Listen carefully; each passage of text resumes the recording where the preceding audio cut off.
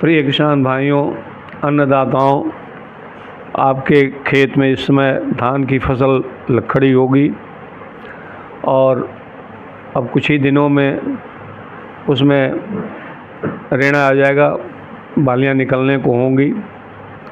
इस समय आपको एक विशेष ध्यान देना होगा।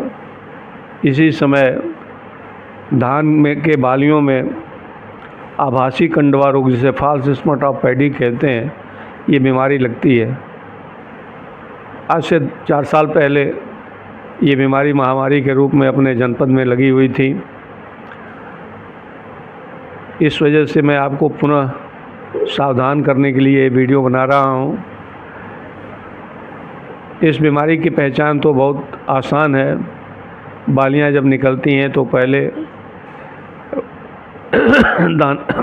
दाने जो होते हैं सफ़ेद हो जाते हैं, फिर इसके अंदर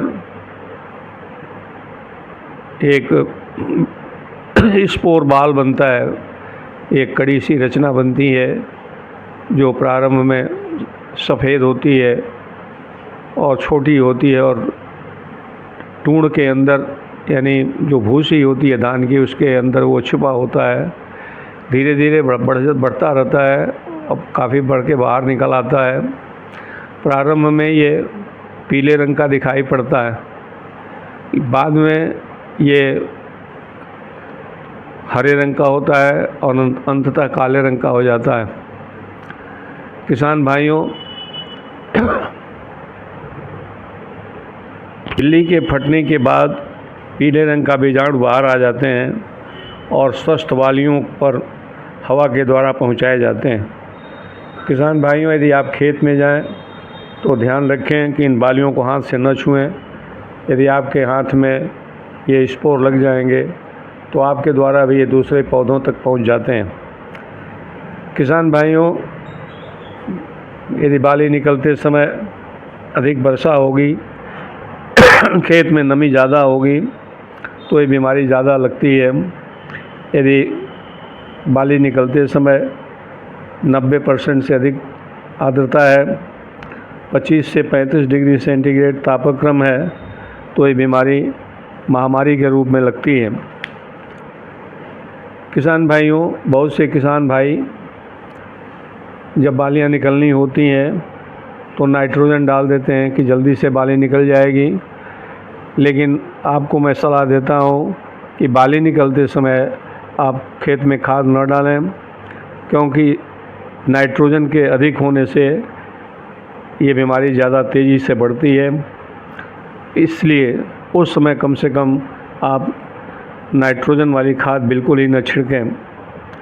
किसान भाई, अब मैं इसके रोकथाम की बात बता रहा हूँ। मेड़ों की सफाई रखें आप। बीज, प्रमाणित बीज ही आप लें और उन जातियों के बीज न लें जो पिछले वर्षों में इस बीमारी से ग्रसित हुए हों। रोगरोधी जातियां ही आप उगाएं। किसान भाई, बीज से नर्सरी तैयार करने से पहले बीज का उपचार ज़रूर कर लें। इसके उपचार के लिए 52 डिग्री सेंटीग्रेड गर्म पानी में यदि आपको बीज को 10 मिनट रखते हैं तो आपका बीज रोगाणु मुक्त हो जाएगा और फिर इस बीज को से आप नर्सरी उगा सकते हैं। इसके अलावा एक रसायन है कार्बेंडाजिम। इसका 2 ग्राम दवा 1 किलोग्राम बीज के शोधन के लिए पर्याप्त होता है, और आप कार्बेंडाजिम से बीज को शोधित करके नर्सरी आप उगा सकते हैं। इससे आपके पौधे स्वस्थ होंगे और इसमें बीमारी लगने की चांसेस कम हो जाते हैं। किसान भाइयों, यदि बीमारी आपके खेत में दिख जाए तो बहुत दिखने के पहले ही जब बालियां हल्की सी निकलनी शुरू हो जाएं, उस समय आप एक दवा का छिड़काव करें, प्रोपिकोनाजोल। इस दवा का 1 मिलीलीटर 1 लीटर पानी में घोल तैयार करें। आवश्यकता अनुसार आप अपना घोल इस रेशियो से तैयार कर सकते हैं। इससे ये बीमारी नहीं लगेगी, रुक जाएगी और इस दवा के छिड़काव से शीथ ब्लाइट, ब्लास्ट और भी धान की कई बीमारियां नहीं लगेंगी।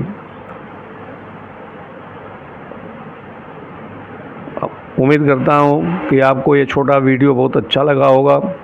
आप सावधान हो जाएं और अपने धान के फसल की इस बीमारी से सुरक्षा करें। आगे अन्य बीमारियों के बारे में मैं वीडियो में बनाता रहूँगा।